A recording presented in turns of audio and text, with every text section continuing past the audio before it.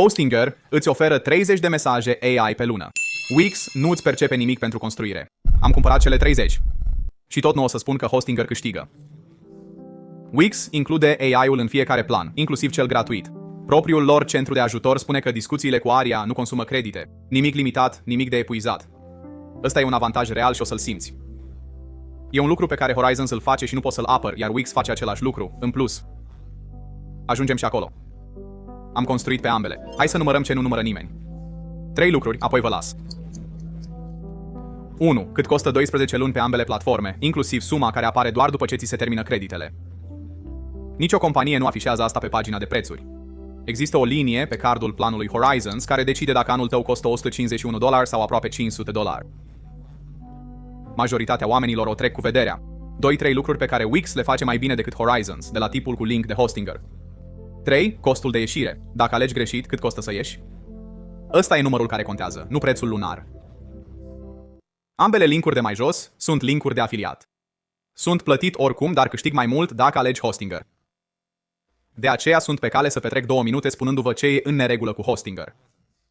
Dacă nu e oferta pe care o vrei, butonul înapoi e chiar acolo. Iată Hostinger Starter. 13,99 pe lună și coșul calculează anul pentru tine. 167,88 bani. Acum urmărește coșul.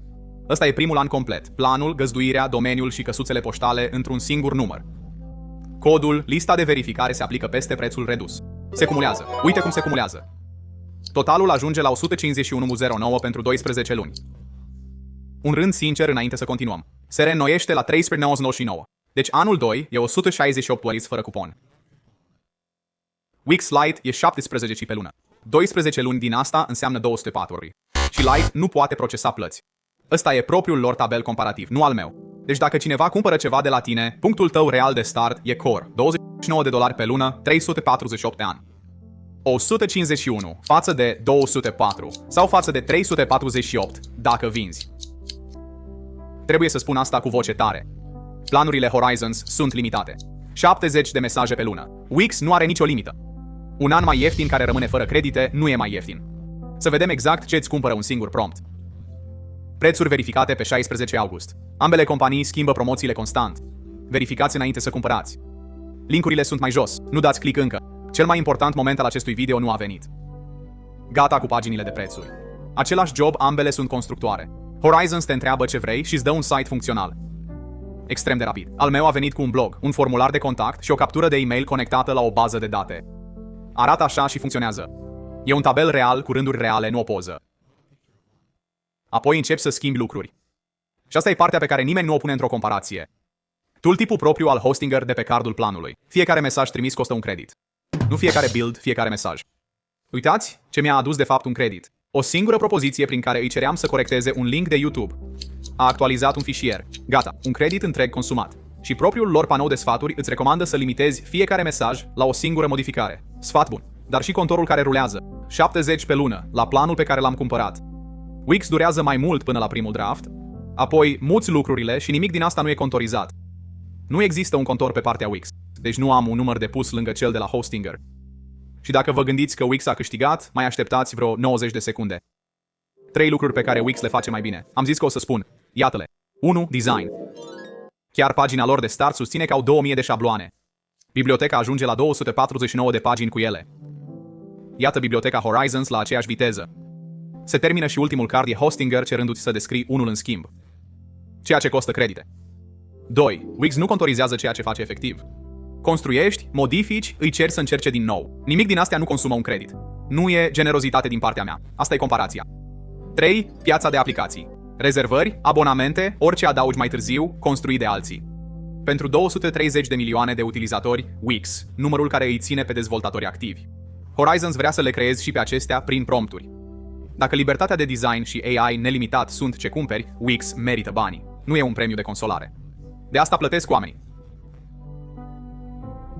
Bun, aici se schimbă lucrurile. Tot ce a fost până acum a fost despre preț.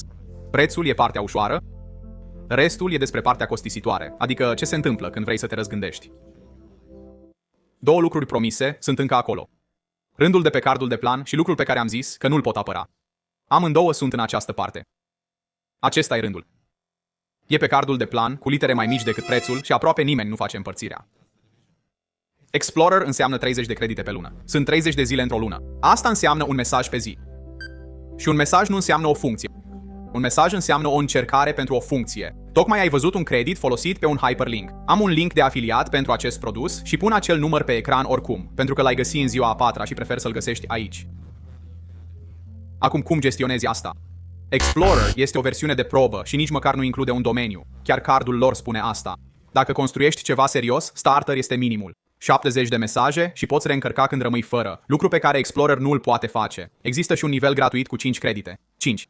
Îți spun că există ca să nu-l găsești mai târziu și să crezi că l-am ascuns. Cadrul onest este acesta. Nu cumperi un site web pentru $151. Cumperi 70 de încercări pe lună, timp de 12 luni. Wix nu are acest plafon în același mod. Dacă vrei să nu te gândești niciodată la un contor, alege-l. Încă un număr cât timp suntem sinceri despre riscuri. Hostinger îți returnează banii în 30 de zile. Wix îți dă 14. Dacă știi deja pe care îl vrei, linkurile sunt mai jos. Dacă nu, următoarele 2 minute sunt motivul pentru care ești aici. Iată ce am spus că nu pot apăra. Și întâi, partea în care greșeam înainte, să verific. Horizons îți permite să scoți codul afară. Acela e tabul de cod. Acela e arborele real de fișiere. Și e un buton de export chiar sub el. E un proiect React și documentația lor zice că îl poți exporta oricând. Mă așteptam la un zid, dar nu există. Respect unde e cazul. Iată însă și partea proastă. Și asta e ce nu pot apăra. Odată exportat, nu-l mai poți aduce înapoi să continui cu prompturi. Deci în clipa în care atingi codul, pierzi builderul plătit. E o ușă într-un singur sens, aceeași prin care ai intrat. Acum partea care mă ține corect. Wix e mai rău. Nu există deloc export de site. Chiar cuvintele lor. Site-ul tău trebuie să ruleze pe serverele Wix. Poți scoate conținut, postări, contacte, produse, nu și build-ul. Deci costul ieșirii nu e o problemă de hosting. E o problemă de platformă, pe ambele părți. Dar asta schimbă cât ar trebui să fii dispus să plătești pentru el. Dacă ești blocat oricum, întrebarea nu mai este care e mai bun. Devine care costă mai puțin să greșești. Încă o parte din matematica ieșirii pentru Wix. Procesarea Wix ia 2,9% plus 30 de cenți pentru fiecare plată cu cardul.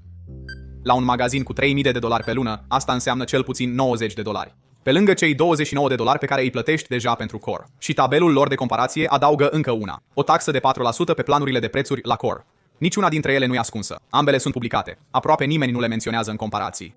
Un tur rapid despre vânzări și am terminat. Horizon vinde produse fizice, digitale și abonamente, începând cu starter la $14 pe lună. Ce nu are este un ecosistem de aplicații în spatele magazinului. Orice e neobișnuit trebuie generat și plătești credite pentru asta. Wix are ecosistemul, analize reale ale magazinului și o aplicație pentru orice. Dar biletul de intrare e Core la $29 plus comision pe fiecare vânzare. Catalog mic, operațiune simplă, ține factura lunară jos. Ăsta e Horizon Starter. Magazin în creștere, unde o aplicație îți salvează o după amiază pe săptămână, ia Wix Core și se plătește singur. Asta e toată comparația. Acum să-ți spun cine n-ar trebui să-l ia pe cel care mă plătește. Nu lua Horizons dacă vrei un site frumos și vei fi judecat după aspect. Portofoliu, nuntă, studio de design, Wix câștigă clar acolo. Nu lua Horizons pe Explorer dacă construiești ceva real. Un mesaj pe zi te va face să-l urăști, starter sau nu începe. Nu lua Horizons dacă știi că vei vrea să editezi codul singur și apoi să tot dai prompturi, nu poți. Și nu lua niciunul dacă construiești ceva ce vei reface într-un an. Du-te pe WordPress, deține fișierele. Nu primesc nimic că zic asta. 3 propoziții, alegeți drumul.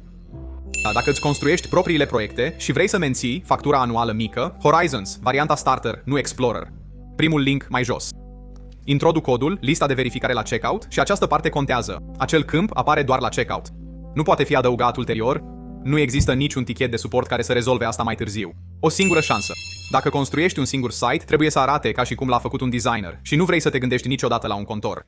Wix, al doilea link. Începe cu planul gratuit. Pagina lor de prețuri pune instrumente de creare AI pe fiecare plan, deci nu te costă nimic să afli dacă îți place. Și dacă ai stat 11 minute și tot nu ești sigur, Horizons. 30 de zile să îți primești banii înapoi față de 14 la Wix. Dacă o să greșești, greșește cu fereastra de rambursare mai lungă. Ultimul gând, și e singurul care contează aici.